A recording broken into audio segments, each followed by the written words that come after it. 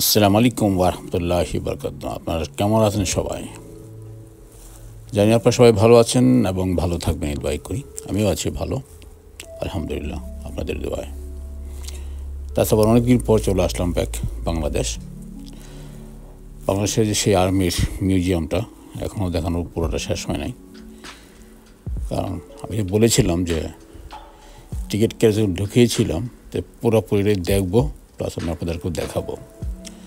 তো সেই জন্য এখন তো আমাদের চলছে আর কি,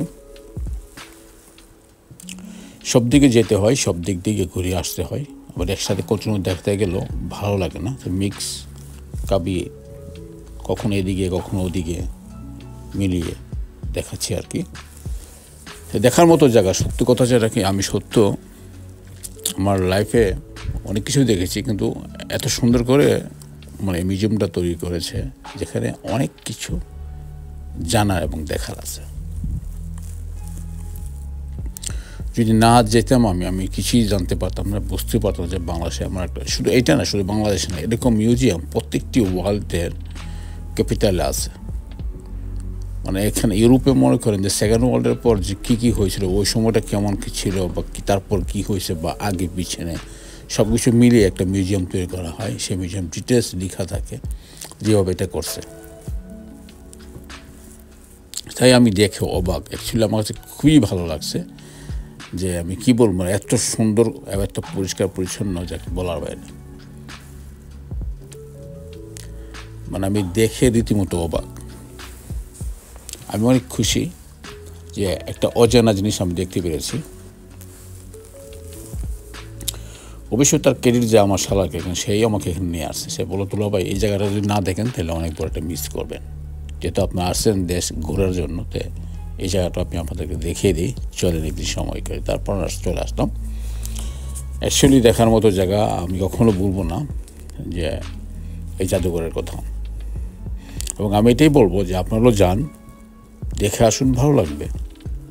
এবং পুরনো স্মৃতি দেখে অনেক কিছু মনে হয়ে যাবে। হয়তো আমরা সে আমলে ছিলাম না, কিন্তু ওই আমলে এখনও যারা বয়স্ক মানুষ আছে, যুদ্ধ করছে, তারা যদি এখানে যায়, অনেক কিছু তাদের পুরনো স্মৃতি মনে পড়ে যাবে, যা ভোলা যাবে না আর কি।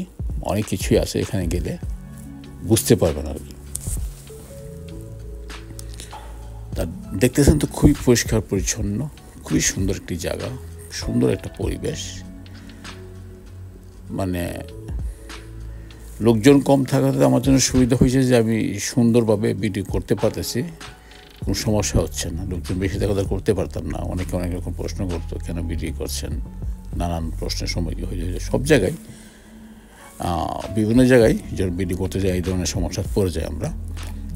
সেক্ষেত্রে একটু এই জন্যই মানে দূর থেকে করতে হয় আর কি। জুম টেনে করলে কারোর টের পায় না আর কি যে কী হচ্ছে না হচ্ছে। যাই হোক, তো বাংলাদেশের জায়গাটা অ্যাকচুয়ালি মানে দেখার মতো জায়গা। এখানে আরও কয়েকটা পর্ব আমি দেবো আমাদেরকে, দেখবেন। আর অনেক কিছু আছে নিচে, আর খুব সুন্দর করছে, ওই জায়গাটাও যাবো আমি, গিয়ে দেখে আসবো।